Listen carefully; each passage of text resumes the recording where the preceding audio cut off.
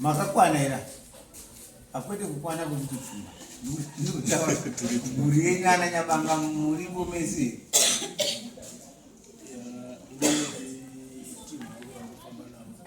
papa kungofanya story ka mai ya kwa ya karibu ngokuthi watauya wachidzoka wachidzoka ari magrupu group so ili group raya sizamo hapo vangwamukazana kwamuyari mugroup iyo hapo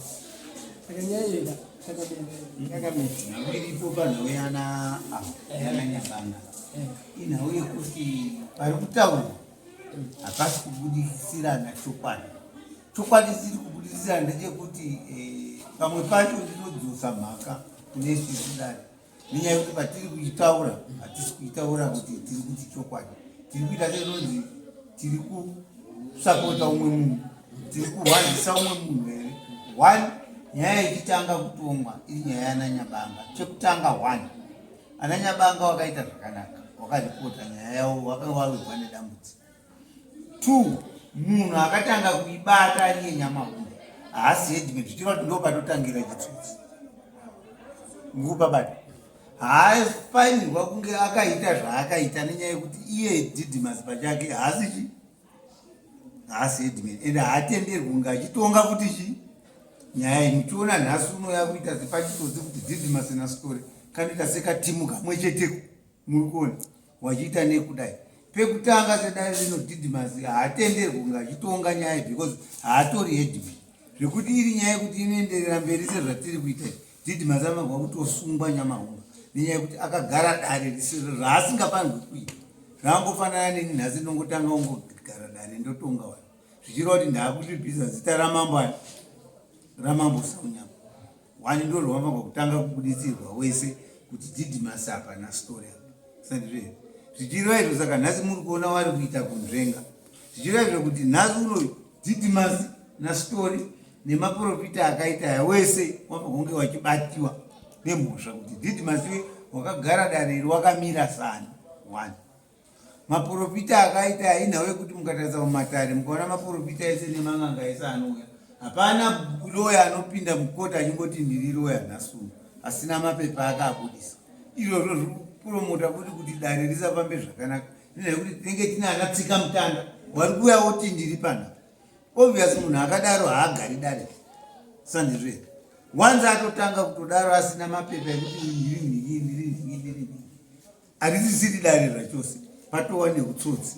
saka muchiona ndo patinoenda kumapiri kuya tichinzi tatadza nhau nenhau yekuti isusu tinenge tarera chirwere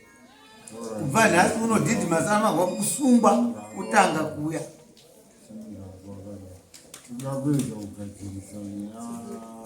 yakafana ngekuti munhu wamutaura nezvake ndiStory handiti uyezve Story Didmus haapo saka makadari so hatina kwatinoenda nenyaya ivo vanhu vasipo ava achimbomira akutama tida kutaura zviri pachena ndati isusu kana tichitsaira rodhika toda kubvisa minzwa yese kuti imimi muri kuteera mufambe mugwara rakavhurika ndo chinhu chekutanga chatoda kutaura tikatadza kugadzirisa zvinhu izvozvoka hakuna kwatinoenda uyezve chandinoda seri nemapurisa andinotuma ndinoda kunzwa maresults anobva kumapurisa ndaenda kwanhengi mupurisa nhengi wako uya akauya kwandiri ndikamupa akati ndipe chioko muhomwe ndo vanhu vandiri kuti tinoda kubvisa minzwa murodhi medu hatifaniri kugara neminzwa inobaya tichiti tine vanhu tinoda kufamba tiri straight kwete kutenderera ini kana ichitaura kuti ndiri nyoka handina rivhesi ende ndinenge ndisina rivhesi ndikadhumira pamadziro ako kupanobvuma kukwirika ndotokwira ndopota handitendereri kudzoka kwandabva Saka tati isusu vanhu Nyamahumba haapo pano, Story wacho haapo pano. Isusu totonga imini, totaura nemi, tinotaura tichiti takureva makuhwa munhu asipo. Andinoona ndachikumbira ndimbotaura ndisingataura mambo ndikumbira ndimbofamba famba wakuita iyi fomati yakaiswa yakafomati kunyange bhudha aninari anozoonekapa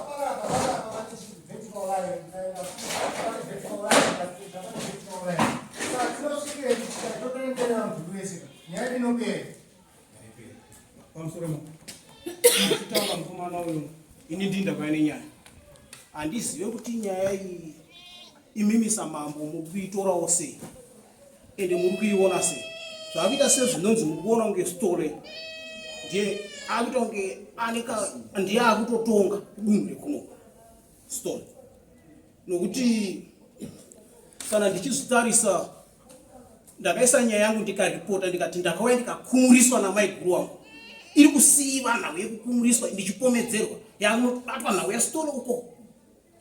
ndo yamatanga kuchiisa pamberi panapo makungoti stole nekuti stole ndiye akungonzi anogona kukwazvipambo zvese zvaitaura ndakazoona payoutube ende makasara zopedza dare ndandatozviona kuda achirotomoka zvake aripo panapo achitaura zvokuzazi kagwaya karadza kachivereka gwaya chichi zvese achitaura zvekurotomoka panapo. Handizivi kuti izvozvo ndo zvinopa masimba here story yekuti sananzira nekutaura kwako hatisi kuti iwewe uri rombo, hatisi kuti iwewe wakanaka. Munandinzwa tati iwewe wakakumuriswa namai guru wako, amai guru wako vari pano leo utadza kuti avarapa totaura nenyaya mudzimba una kuda here mambo tiri muno mudare muno tati kwete kutaura zvino toda kutsanangura zviri pano padhuze tisataure zvinhu zvisondorapera ndo zvatotaura nhasi toda kutaura zviri panapa zvatitotaura zvakapanga wauya maigura kwari hapana taifanira kumubvunza saka ndati chitekese chinoda chimwe chiripo hatitauri chakaenda kuti 1 topa ichajment yokuti toda kuchaja uyu pane mutengo wakamira wakadaro iye asina kupo ngatienda tadza kuuya tochaja mutongo unoenderana naye sekutaura kwauri pamusoro yeno ndine mubvunzo ndida kubvunza maererano nenyaya I think pane almost 3-4 times tichiuya pana pandira imimi sema assist munoona nyaya ndiri ndikuti isusu pakambouya vamwe tiri pamwe chete pakabuda mudzimu pakaita sei imimi decision yenyu yamo kunyatsosarudzwa ndeipi chaichaiyo because chinhu chiri kuramba chisungirira chinhu chimwe chete chekuti mukuramba muchitenderedza 1 round tikamhanyawo kuti kudzokera pa 1 position takambouya mukati timusachazouya musi wa17 pakauya asina kuuya kwete kuti asingade kuuya but makatiudza musauya nekuti tapedza decision makapa decision pana panochita decision makaipa mukati no nhau iripo ndeikudai so saka ndiri kuti nyaya inodzoka futi kune sudare ndichiwai ndiri tine sudare tinoti zvatataura tokangana mungupa bado takaita dare pano tikati vanhu ngavafambe vanhu wanzi wafambe shuwa takamira pakuti tafambe sasa ndiri kuti tinoita sekuti tinorerera umwe mumaoko awana nyakapanga gurupu iri rakamira ini ndikaenda namheta kuteera Didmus Nyamahumba. Didmus tikamuteera kuti Didmus dzoka, Didmus akaramba akati vanhu hande tati Didmus anzi hande iye achiziva kuti haasi headman hapangwi kutonga zvinoti isusu dare takabva taita lineage takaita setaprotecta Didmus Stereki kusvikira nanhasi munoona Nyamahumba anobvaira kuti handidzoka resolution yakabva mudare muno mukati nyabanga Euphemius hauchafaniri kudzoka mudare muno nditi zvinhu zvakataurwa muno hauchafaniri kudzoka muno kana uchizongouya unouya kuzowitness zvinhu zvinenge zvichiitika nekuti utsotsi mbavha taita seita huongororwa. Saka why and where is it springing kuti nyaya yacho inoramba ichidzoka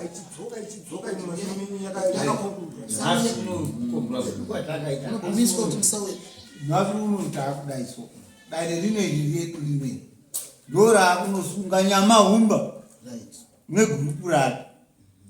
sandizveni pasina kuti itombosunga kuti zvawakaita ndezvechitsotsi rinenge risiri dani kutokumbira tichitaura hatisi rakadai hatisi kuda kukuisa dare tichikupa respect sandizveni asi chiunza chi saka iro rabasa rinoredari sandizveni tichireva kuti by 28 ananyabanga tichakuudzai kuti decision yatatora nanyamahomba ndei nenyaya yekuti mimi iripo ndeyekutoti nyamahomba aunze zvinhu uzongotsoka tichitika kuti unzai zvinhu tanzwa nekufamba kuona sekunga mukadaroka ndiko kutoti zvinhu because munhu akaita kuti pfuma yemwana wangu uyo ari kuchema pfuma yake kuti iyendeka ndididimasi vamaoko mani vadidimasi saka mukabata didimasi pfuma yemwana wangu kuda kuti idzoke uyo amukona kuchema pfuma yake yakaenda isina tsangano handitika ndopa ndiri kuona sokubata mukaita saizvozvo mambo nematipedzera uzouya achangamira pamusoro uzouya iyi yekukumurisa mwana wangu uye mudzimu uyo wakandidzinga pabhenja wekukumurisa mwana wangu handi mhosva here munyika yosaunyama itori mhosva yakasara ari musho pamberi pevanhu handi mhosva here ane hanzadzi yake yakatera neni ndiro makore mairi matatu kuona maomurwa ndakakumburiswa pamberi pevana iyo aiwa itori mhosva pachayo kutokumburisa kukumbira changamira nyaya yenyu manje yanzveni isu taakutoronga decision yekuti waende kuna nyamahomba ouya kana nyamahomba atisvika muno nyaya yatinomutaurira nekuti unza zvinhu zvanyakapanga nokuti ndiwe wakazvitora musi wa28 mama dare rino iri tisu tiri kuenda mapurisa tiri kuvatuma ndiwo ari kuenda nematsamanisi ekunosunga didimasi nyamao ndinoimba kuti zvinhu izvi zvamukutaura nhasi hazvisizvo zvichazoitika kunge zvakaitika mumashure musi wafai kuti tizodzoke futi musi wa17 tisina vanhu takunzwa zvimwe zvimwe mastatement ngazvive zvichinge zvitransparent zvinhu zvichifamba zvakanaka negwaro rakanaka because tikuramba tichitendera pahone program titauya titauya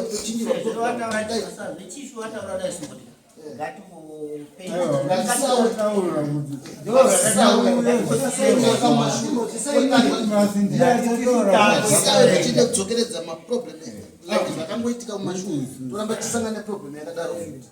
neiwesa kuna changamisa nyamutaunyama akutotarisa kuti isusu zvaitika ini muchazvona kuti saunyama zvezvabhwana mambo saunyama ngada kutomirira kuti imi muchandiona zvinobva kupi before 28 tichatutsvaga saka 28 parikuda kuzodhisaidwa zvenhau yepfuma yangu here ndopatatanga gorwa pasi here kana kuti kana kusa28 wari kunosungwa tokuda nepfuma yangu aikona kuti 28 ipapa kutanga mangwana kuswera mangwana ndakambanza padare rapedzera mheta wachibvunza zvikanzi kuve sei wakazobvuwa mubhadhara kune zvinhu zvausina kuita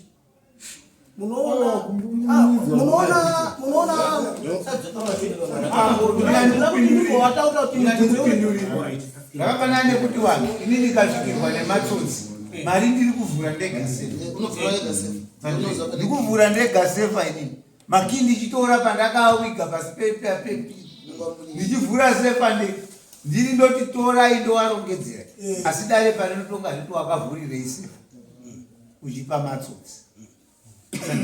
tine kuti munhu wakuidzwa waisa pakona hauna marambiro ano iwa ndakakupa kumenzaniso kuti ini kumba kwedu wakambunyikizwa wakadzibvisa mombe 11 nastori kanzve asi ndakasvika ndikazodziteera akazodzosa dziripo 25. Yes. yamutaura ndakunditinesa ini ndinoraura hwere ndakapata hwere hombe handisi mutudai ndinoisdrega ndoisakadreginga kuti muzive kuti ndabata hwere hombe ndozodudisa saka tida kuti story izvozvi izvi nyika yese handiti avari kutora mavideos tati nyika yese izoone kuti story imbavha akubira vanhu ndozvatida kuti nyika yese izvizive handiti akanga achihukura ari panapa aihukura ndisipo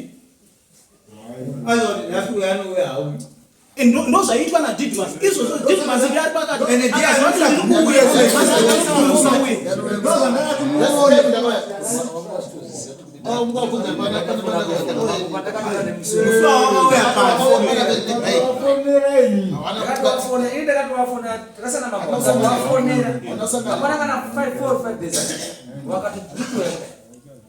nezuro akataura zuro ndikafona futi ndikatana story wana wake towaona mnyango nemutikaiyo anga atori chinoratidza kuti Didmus Nyamahumba imbavha. I'm sure pakabva vachibva pastori vakasvika kuna Didmus wakarefeiwa kuenda kun'anga ndizvo wavakanosvika vachishoperwa vachiudzwa zviri kukonzeresa kurwadza apa handitika mupurisa wake Didmus akadzoka nefeedback obva amupa kuti zvatafamba uku tanzwa kuti vana vakamira so nedare rambuya wavo handitika Didmus Nyamahumba akazvitambira 2 days handiti hazvidyise obva ati awatodzoka zvikanzi chiitai zvamanzwa zvambuya wenyu mugadzirise mbuya wani wenyu zveshuwa mbuya anorwadza handitika akakuchengetai vana mukadini mukakura samuna chamakaita right. Nyaya iyoyo yakabva yaiswa kuseri naDidmus Nyamahumba yakabva yanzi tsve yakuda iyi yemari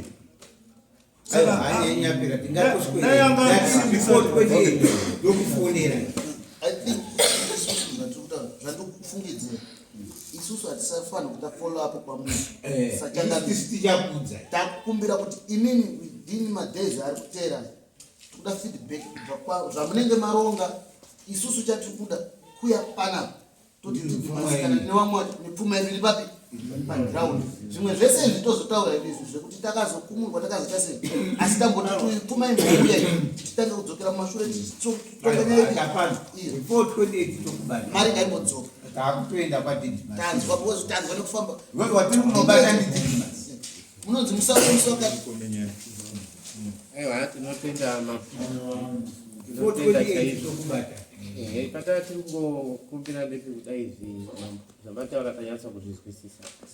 ndofunga ini kutanga kwakaita matare hapana dare asina kuenda kwaDidmus tanyatsa kuaona maitiro anga ari kuita ese kana zvakazotaurwa nazvita kuti wakazobhadhara sei mwana aenda kuponhoko aiwa tozviziva uyo muzukuru akabatwa dzakatinwa namai wangu wakabudisa dzangu mai wangu nyakubereka muri kuzviona zvekuti iye murwere aiwa hata takutokumbira kuti kana pfuma yadzoka isusu semhuri tichazoda kuti tifambe nyapfitsvaga tiri kunetsa mukati memhuri asi pfuma yemwana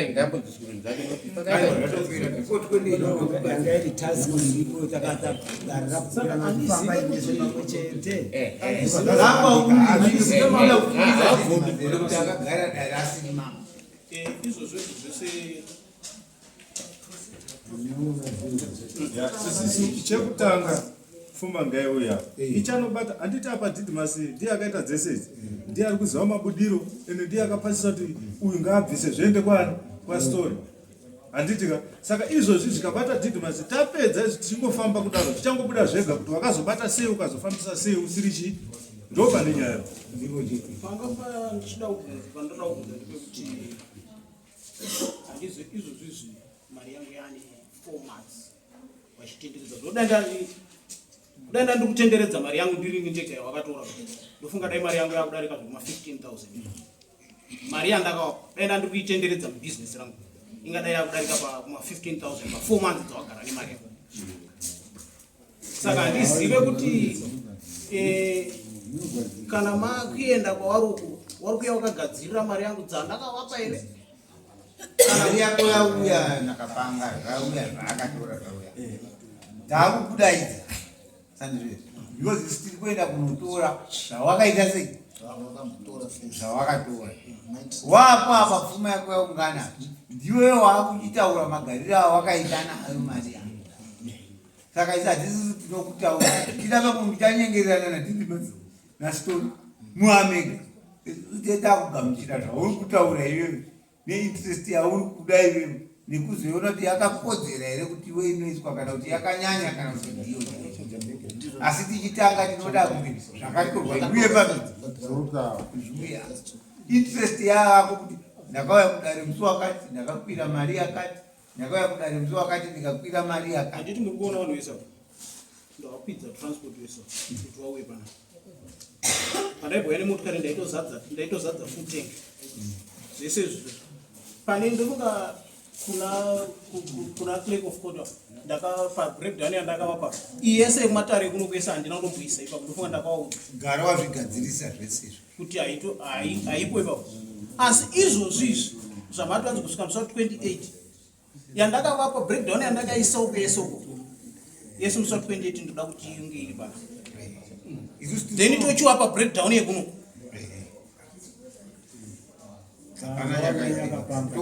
ohedmenu achatoya atomusu asingauya chinangwa chaakapirwa mombe nastori chekunzi pamombe kuna chachiri